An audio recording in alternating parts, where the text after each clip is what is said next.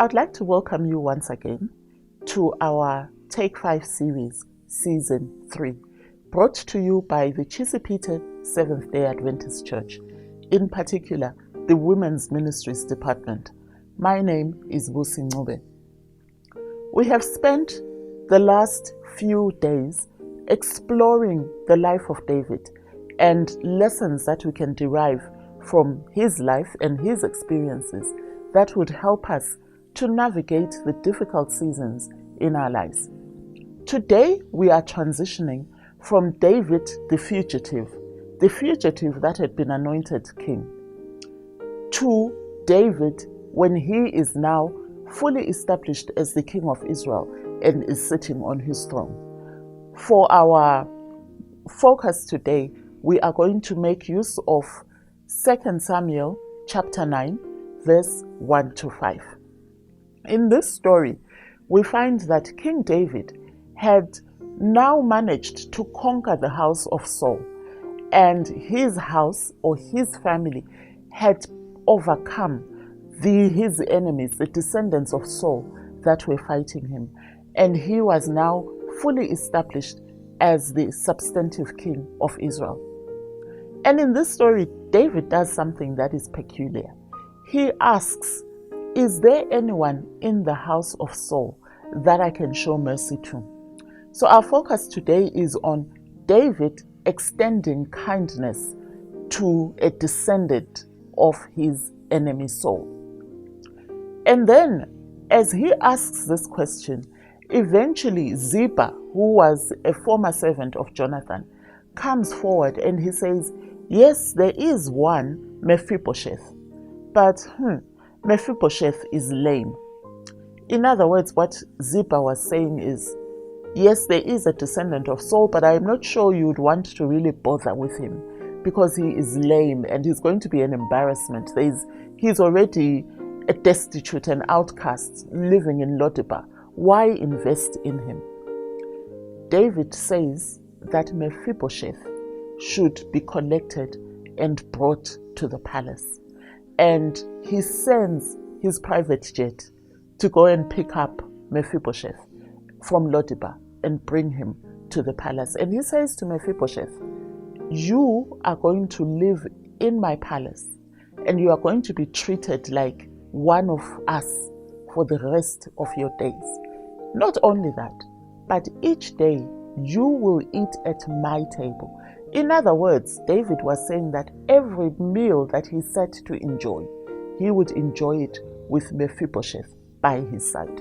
In other words, David chose to reinstate Mephibosheth to his rightful position as royalty and overlook the fact that this was Saul's grandson.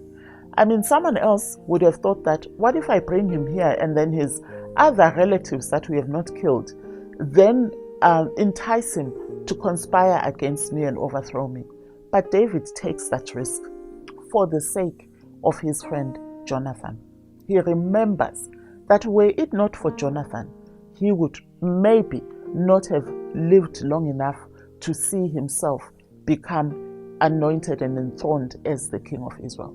So what can we learn from this as families today? How many times in your family have you agreed with Ziba that the Mephibosheths in your family, the downcast, the people that maybe have suffered great misfortune as a result of some conflict that has obtained in your family in previous generations, how many times have you allowed them to continue wallowing in poverty, in misery, when you could have made a difference in their lives?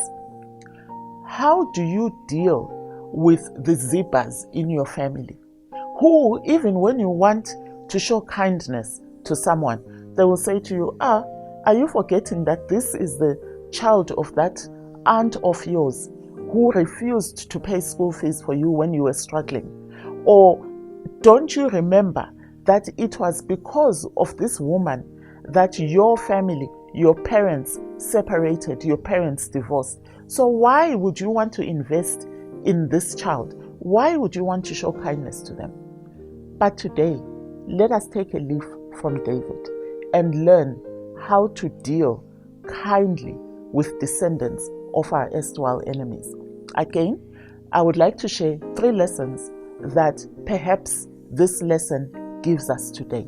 The first lesson is that let us not forget where we come from, where we have come from, the journey that we have walked to this place where we are now at, where we are successful. We have, despite the difficult childhood that we have had, we have finally attained meaningful success in our lives. Remember the Jonathans that helped you to get to where you are today. Remember the Jonathans in your family, those relatives that took you in, those relatives that paid your school fees, and choose to show kindness to their children, despite the fact that maybe somewhere along the line the relationship may have soured. Let us not forget where we come from. David realized that even though he was God-made, human beings played a part in his attaining success. So let us recognize and acknowledge the Mephibosheths in our lives, and let us make a difference. Let us uplift them. And those orphaned relatives that we have, let us take them back to the life that they knew before their parents died. The second lesson.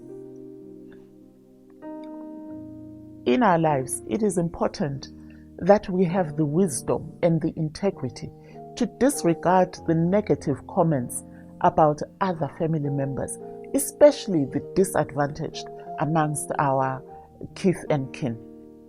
And let us, despite the counsel, sometimes it is your own parent telling you that don't waste your money sending this child to school or buying them groceries or donating whatever it is that that family needs. Disregard that and choose to do the right thing and be like David and show kindness, because this is what the Lord expects of us. He gives us success so that we can be a channel of blessing to others. Our third and final lesson for today. Each of us has a choice. You can choose to be the one that brings reconciliation, that brings an end to conflict in your family that maybe has gone on for generations. It's passed on from your grandparents to your parents, but now the ball is in your court. Choose to reconcile. Choose to be the one that will reunite your family. Take 5 is a show produced by the Chizipiti Church, a fountain of love, and is made possible by support from many partners. If you wish to follow more of our studies on these and many other subjects, please connect with us on the Chizipiti SDA Church on YouTube, Facebook, and Twitter. Like our platforms and share with us your comments. We also have our plug-in team ready to pray with you and encourage you through life's challenges. So please connect with us and would love to pray with you. We can't wait to hear from you. And remember, when life seems to drown you, just take a moment, take a break, and take 5 to reflect. May the Lord bless you, and may He continue to give you the wisdom and guidance that you need to navigate these difficult seasons of your lives as families, particularly right now as we are experiencing lockdown as a result of COVID-19.